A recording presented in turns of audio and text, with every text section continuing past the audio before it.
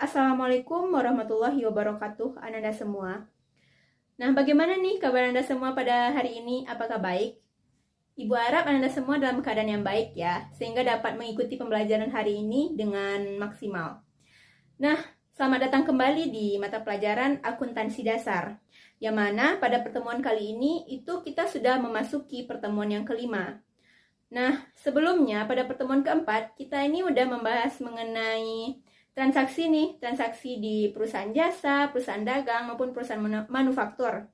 Nah, selanjutnya kita ke minggu ini, itu kita akan membahas mengenai jurnal umum. Nah, sebenarnya jurnal di akuntansi itu ada dua nih. Ada jurnal umum, ada jurnal khusus. Jurnal khusus itu sendiri dibagi menjadi 4 jurnal. Ada jurnal penerimaan kas, jurnal pengeluaran kas, jurnal penjualan, serta jurnal pembelian. Namun, pada pertemuan kali ini kita hanya akan membahas mengenai jurnal umum. Nah, dalam pembahasan jurnal umum ini, Anda semua harus mencapai 5 indikator. Nah, 5 indikator ini adalah yang pertama adalah pengertian jurnal umum, yang kedua adalah fungsi jurnal umum, yang ketiga adalah bentuk jurnal umum, yang keempat adalah pencatatan transaksi ke dalam jurnal umum, serta yang kelima adalah mekanisme debit dan kredit. Baiklah, kita langsung masuk saja ya kepada materi yang pertama, yaitu mengenai pengertian jurnal umum. Nah, anak-anak semua ada yang tahu nggak sih apa sih jurnal umum itu? Nah, jurnal umum itu berasal dari bahasa Prancis, yaitu jour, yang berarti hari. Nah, sedangkan di dalam akuntansi, jurnal umum itu adalah buku harian atau formulir khusus yang mencatat transaksi secara kronologis sesuai dengan urutan waktu atau tanggal. Nah, di dalam jurnal itu memuat mengenai nama akun atau kelompok akun serta nominal di kolom debit dan kolom kreditnya. Baiklah, kita langsung masuk saja ya kepada materi yang kedua mengenai fungsi dari jurnal umum. Nah, fungsi jurnal umum itu sendiri terbagi menjadi 5 fungsi. Yang pertama adalah fungsi historis, yang kedua adalah fungsi analisis, yang ketiga adalah fungsi mencatat, yang keempat adalah fungsi instruktif, yang kelima adalah fungsi informatif.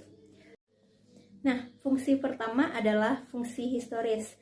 Nah, pada fungsi historis ini berfungsi untuk menunjukkan bahwa transaksi tersebut terjadi secara kronologis sesuai dengan urutan waktu dan tanggal terjadinya transaksi tersebut. Nah, selanjutnya adalah fungsi analisis, yang mana pada fungsi ini menunjukkan bahwa jurnal umum itu menunjukkan adanya hasil analisis yang berwujud kepada pendebitan atau pengkreditan sejumlah akun dengan nominalnya. Selanjutnya adalah fungsi mencatat. Nah, di fungsi mencatat ini adalah bahwa jangan sampai ada aktivitas atau transaksi yang tidak tercatat, sehingga dengan adanya jurnal umum itu akan meminimalisir terjadinya hal tersebut. Selanjutnya adalah fungsi instruktif.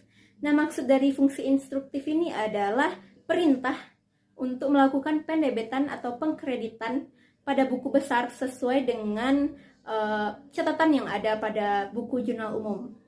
Baiklah, selanjutnya itu adalah fungsi informatif, yang mana itu jurnal memuat informasi atau penjelasan mengenai transaksi yang terjadi, serta untuk dapat dilakukan pencatatan sesuai dengan informasi yang ada pada jurnal tersebut. Baiklah, selanjutnya itu adalah materi mengenai bentuk jurnal umum. Nah, bentuk jurnal umum itu sendiri ada beberapa kolom ya. Nah, kolom yang pertama adalah kolom tanggal. Nah, kolom tanggal ini berisi tanggal, bulan, serta tahun transaksi tersebut terjadi. Lalu ada kolom nomor bukti. Nah, kolom nomor bukti ini diisi dengan nomor bukti transaksi tersebut. Selanjutnya ada kolom keterangan. Nah, pada kolom keterangan ini kita memuat nama akun yang berpengaruh pada transaksi tersebut. Lalu ada kolom referensi. Nah, kolom referensi ini diisi dengan nomor dari akun yang telah diposting di buku besar. Nah, selanjutnya ada kolom debit serta ada kolom kredit. Nah, kolom debit ini diisi dengan nominal akun debit, serta kredit adalah berisikan dengan nominal akun kredit. Baiklah, kita langsung masuk kepada materi yang keempat mengenai pencatatan transaksi ke dalam jurnal umum. Nah, untuk materi keempat ini kita langsung saja ya melihat kepada contoh transaksi yang terjadi pada PT Angin Ribut. Nah, PT Angin Ribut ini bergerak pada sektor jasa. Nah, dalam contoh transaksi yang terjadi ini, itu transaksi yang terjadi pada bulan Desember 2020 di PT Angin Ribut. Transaksi yang pertama adalah pada tanggal 1 Desember 2020, yaitu PT Angin Ribut membeli peralatan kantor sebesar 1.500.000. Nah, jurnalnya adalah peralatan kantor di sebelah debit sebesar 1.500.000, lalu pada kas di sebelah kredit sebesar 1.500.000. Selanjutnya adalah tanggal 3 Desember 2020. PT Angin Ribut membayar sewa kantor sebesar 3.500.000. Jurnalnya adalah beban sewa pada sisi debit sebesar 3.500.000, lalu kas di sisi kredit sebesar 3.500.000. Pada tanggal 7 Desember 2020, PT Angin Ribut mendapatkan pendapatan jasa secara tunai sebesar 5 juta. Nah, jurnalnya adalah kas sebesar 5 juta pada pendapatan sebesar 5 juta di sisi kredit. Lalu pada tanggal 12 Desember 2020, PT Angin Ribut itu membayar beban telepon, listrik, dan air sebesar 750. Nah, jurnalnya adalah beban listrik, telepon, air sebesar 750 di sisi debit serta kas sebesar 750 di sisi kredit. Selanjutnya adalah pada tanggal 18 Desember 2020, PT Angin Ribut mendapatkan pendapatan jasa secara kredit sebesar 4 juta. Nah, jurnalnya adalah piutang usaha sebesar 4 juta di sisi debit, lalu ada pendapatan di sisi kredit. Nah, selanjutnya adalah tanggal 23 Desember 2020. Nah, PT Angin Ribut itu membayar utang sebesar 3 juta.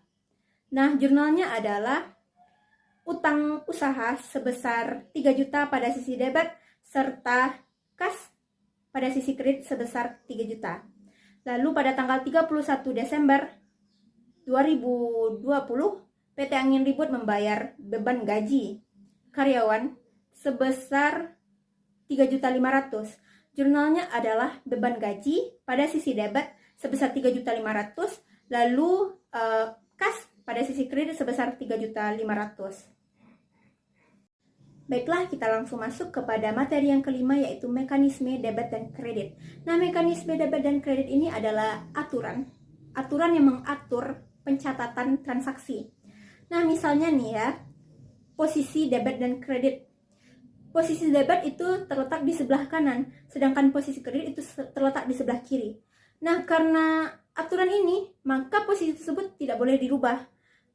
Gak boleh nih kita rubah posisi kredit kita taruh di sebelah kiri, posisi debit kita taruh di sebelah kanan.